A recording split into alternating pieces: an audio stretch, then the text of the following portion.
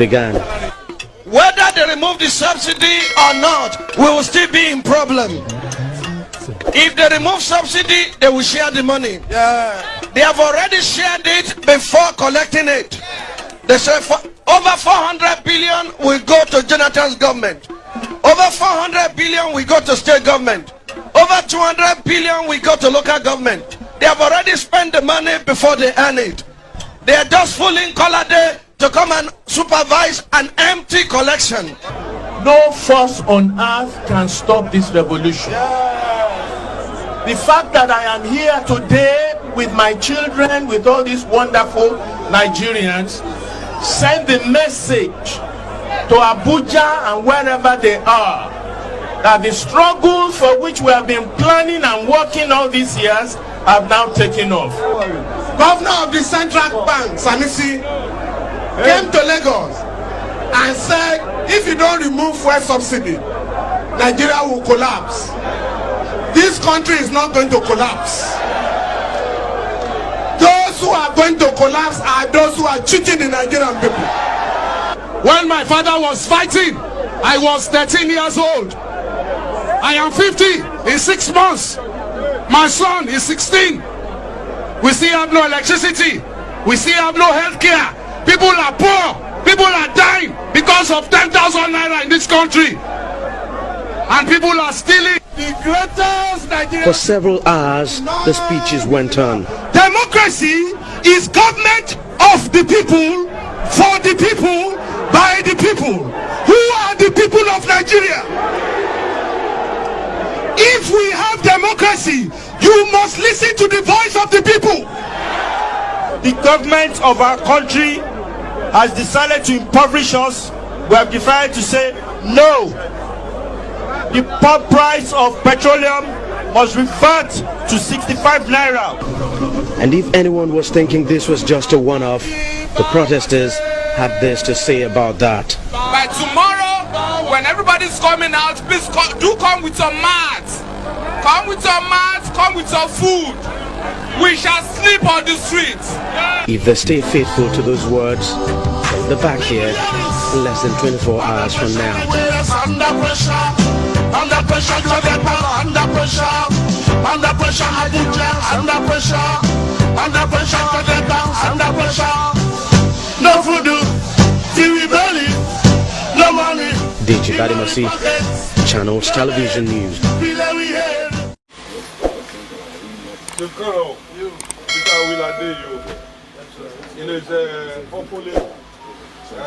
Bẹ́sì ọ̀gá nínú àwọn dìzáínà tó ń bẹ ní Ìbàdàn lọ́yọ̀ state lénìí àwọn ni wọ́n ní ká mú yín wá sọ́jọ́ bí yín wípé kẹ́ ẹ wá gba ẹ̀bùn aṣọ tó lé ní mílíọ̀nù $2 aṣọ tó lé ní mílíọ̀nù $2 irú agbára tẹ́ ẹ wọ̀ ní 10 kàftáànì 10 àti bẹ́ẹ̀ bẹ́ẹ̀ lọ àti bẹ́ẹ̀ bẹ́ẹ̀ lọ fìlà àti gbogbo ẹ̀ iléeṣẹ́ Bẹ́sì ọ̀gá iléeṣẹ́ òun náà ni àwọn aláàjì wa ni. Aláàjì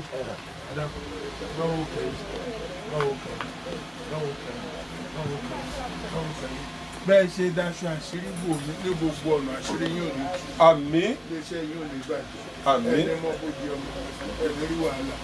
Mo fẹ́ kẹ́ mú wọn yípo ṣáàmà mo fẹ́ kẹ́ mú wọn yípo kí wọ́n wò. Open inspiration níbí.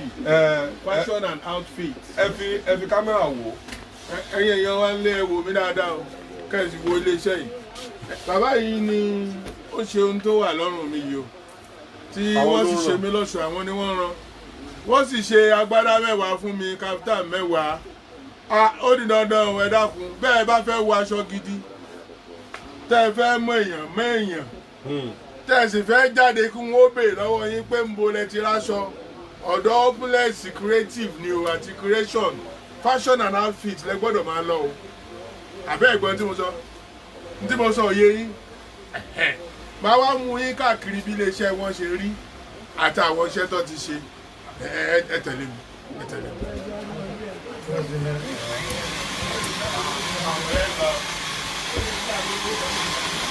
iléeṣẹ́ dáńsọ̀ láwà yìí dáńsọ̀ láwà yìí wọ́n ń bẹ̀rẹ̀ sí ní dáwà yìí téèyàn bá fẹ́ gbaṣọ lóòjọ́ tó sì lówó rẹ̀ lọ́wọ́ gẹ́gẹ́ bí olúwàbí ṣe ríran wọ́n èébì kan pè kan o kò sí tí wọ́n ń pè ní disappointment ní dáwà yìí gbogbo ohun tóun tẹ́ fẹ́ rán ní tọmọlúwàbí ní wíwọ̀ ní jáde àní tẹ́ ẹ wọ̀ ní nàìjíríà lókè òkun táwọn èèyàn ó kọ sára sí pé aránṣọ fún yín ọ̀dọ̀ aláàjì ìgbésí ọ̀dọ̀ aláàjì ilẹ̀ ti rí o ibi ilẹ̀ ti rí o opulence creation la wà yìí. opulence creation la wà yìí ibi tí wọ́n ti ń gé aṣọ tí wọ́n ti ń rán aṣọ láàrin ìṣẹ́jú márùn-ún tẹ́sí gbà mo fọwọ́ ẹ̀ṣọ́ yà ẹ wá wo àwọn nǹkan tó fi rẹ́ wá wò ó lọ.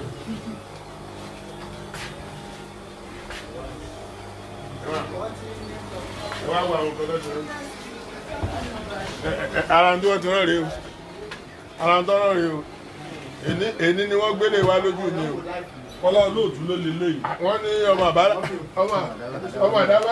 àwọn olóòní tí ẹ̀wọ̀n yìí o lẹ́ni náà ni o kọ́lá olóòtú lọ ní yóò bù sí ara o àwọn ọba aláyé gbogbo ibi ni wọ́n ti ń ránṣọ o àwọn gómìnà ibi ni wọ́n ti ń ránṣọ àwọn kọ́ńtà ibi wọ́n ti ń ránṣọ o ẹ̀rù ń bọ̀ wọ́n rántí ọ̀nà tí sáìsì rẹ̀ ń bẹ̀ ṣáàtì owó wọn ò gara owó dàkọ̀ mọ́ ìkànnà ẹlọ́kùnrin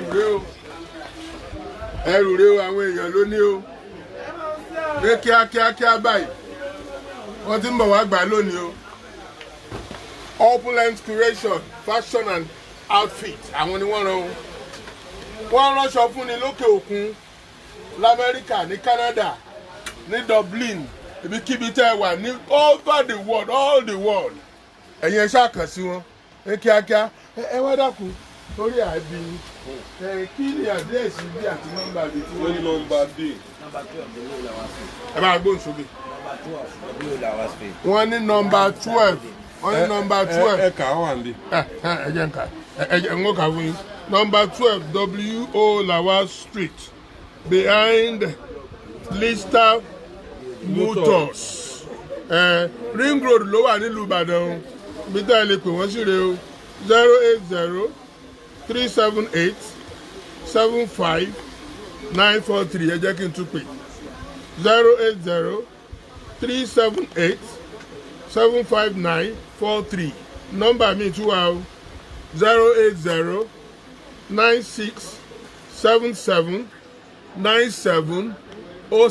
ẹ jẹ́ kí n tún pè 080-9677-9707. The last but not the least 081-221-98801 mo fẹ́ tún pè 081-221-98801 mo sọ fún yín pé ọ̀gá ní iléeṣẹ́ opulence creation kò sẹ́lẹ́gbẹ́ ẹ̀ ṣe. ṣé kọ́nà o tá a bá ní ká fojú sùnà kò wó àwọn aṣọ tí wọ́n rán fún yín àtàwọn aṣọ tẹ́ ẹ̀ máa ń lò nínú eré ẹ jẹ́ àgbèwò síra wọn. wọ́n lè fẹ́ ṣe fíìmù Dààmú Olówó. a fẹ́ ṣe fíìmù mẹ́ta. fíìmù mẹ́ta papọ̀. ẹ máa kà á. Dààmú Olówó làkọ́kọ́. ó de ní. Ihò Òkùnkùn. ó di méjì. ìkẹta Ọlọ́run tó ju gbogbo ènìyàn lọ. Ọlọ́run tó ju gbogbo èèyàn lọ. kábíyèsí Olódùmarè. lágbára Ọlọ́run bí mi sì ti ń pariwo yìí bàbá yìí ni ó fún èmi ní aṣọ tèmi ó lò. nínú gbogbo eré. èmi ni o. ọ̀tán. èmi nìkan tí wọ́n lò ń bẹ̀. nínú eré yẹn. nínú eré yẹn. a polówó ṣọ́ọ̀bù ẹ̀ náà bẹ̀. dólè. bàbá bí ni kànràn o. lẹ́nu ọjọ́ mẹ́ta yìí lẹ pariwo fáyé pé eku òkè bí eku ẹyẹ òkè bí ẹyẹ. bàbá yìí ní ojú ọ̀gbọ́dọ̀ ti kànràn o. wípé kí n máa gbé kànràn bọ̀. lójijì ó bá mi lójijì. nígbà tá ẹ rí ọ dàbí àlá gbogbo nǹkan yí padà iṣu paradà ó di yán. àgbàdo bá paradà. kí ló tún wá ṣẹlẹ̀ nígbà tẹ́ ẹ dọ́dọ̀ rẹ̀ wọ́n bá olówó kan tó wá gbaṣọ. wọ́n ṣe dọ́dọ̀ bàbá yìí. ẹni abárin mọ́tò sí ni o. kábíyèsí ọlọ́run. káàtì ẹ̀sìn máa ń sọ̀rọ̀ aṣọ lọ́rọ̀ wa ní kí n dó. bàbá yìí ọ̀gá àwọn ni èèyàn àwọn ni.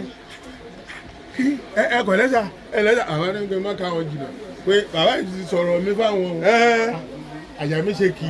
gbajúgbajà ọmọ ìbàdàn kan ẹtẹ bálànà ni wọ́n pè mí Gbóyèga. Mọ́gàjí Gbóyèga. àjíà olúbàdàn ti bàdàn. oyè rẹ ti kọjá gbogbo mọ́gàjí kẹ àjíà olúbàdàn of Ìbàdàn land. wọn ò wá ríru ọlọ́run ni lẹ́sẹ̀kẹsẹ̀ wọ́n ti rún nǹkan kan mọ́ ọ lọ́wọ́ nígbà tó wù. 500,000 ní. ìdajì mílíọ̀nù. ìdajì mílíọ̀nù ń ríru ọlọ́run. n tí ọkùnrin wa kó fún mi láṣọ ó tún kọjá ìdajì mílíọ̀nù. lánàá kárán sunkún ìyẹ́ bá bò láàárọ̀ yìí kí ló ṣẹlẹ̀ láàárọ̀ ìmọ́júmọ́ òní. ọlọ́run lo Alhaji Dèṣì. nígbà tílẹ̀ ọ̀ mọ̀ kí ló ṣẹlẹ̀. lọkọ̀ tuntun bá dé. ni mọ́tò tuntun ajá àbálẹ̀ bá dé. ló bá dé. tí kárán ó fi máa ṣẹ̀ṣẹ̀ rìn. ló bá dé. mo wá fẹ́ kẹ́ ẹ dúpẹ́ lọ́wọ́ gbogbo ọmọ Nàìjíríà. ẹ máa ká sọ kánà jáde o ẹ máa ká sọ wọn jáde. mo kọ́ fẹ́ dúpẹ́ lọ́wọ́ ọlọ́run náà gẹ́gẹ́ bí ti sọ mo tún wá dúpẹ́ lọ́wọ́ Ọ̀túnba Kọ́lá Olóòtú. ọlọ́run ni ká dúpẹ́ fún. èèyàn náà lọ́lọ́run ó lò. èèbà. mo tún wá dúpẹ́ lọ́wọ́ Opulent Creation Alhaji Dèṣì. èèyàn gbogbo aṣọ tí mo mọ wọ̀ láyé ẹ̀ tán ràn ni. ẹ̀mí tí ẹ̀mí lẹ́yìn àmọ́ èyí tí mo rí. ó ti rélé tọrùn mi ó tọdún 15.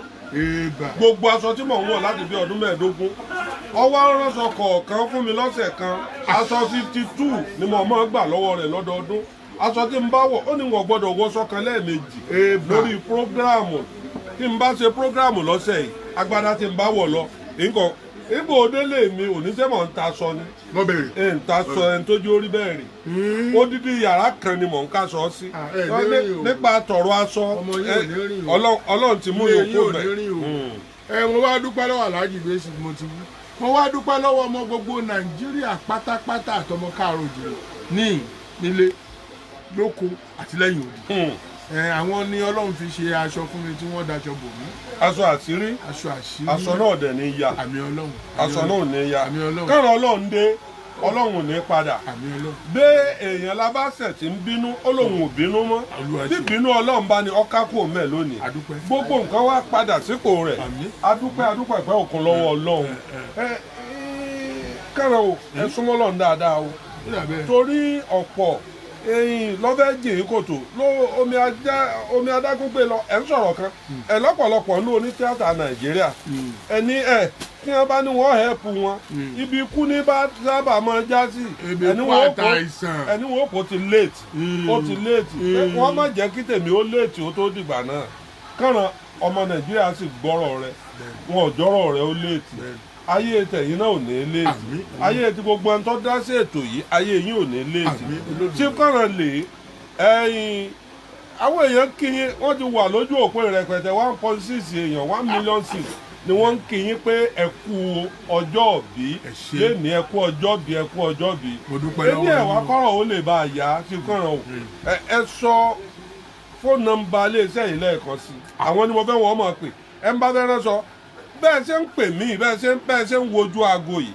èèyàn 10 àkọ́kọ́ tó bá gbé aṣọ wá sí iléeṣẹ́ bẹ́ẹ̀sì ń bì iléeṣẹ́ opulence ń bì wípé ó wá rán aṣọ 50% ẹ̀ èmi Kọ́lá Olóòtú ni màá san 50% owó tí wọ́n rán sọ yẹn ni wọ́n gbà lọ́wọ́ yín èèyàn 10 àkọ́kọ́ tó bá kọ́kọ́ gbé aṣọ wá. ẹ jẹ́ ń tún aago ọ̀hún pè 080 378 75943 ẹ jẹ́ n tún pè o 080 378 75943 ìkejì 080 96 779 àwọn èèyàn ti ń da aago bò 706 ẹ jẹ́ n tún pè 080 96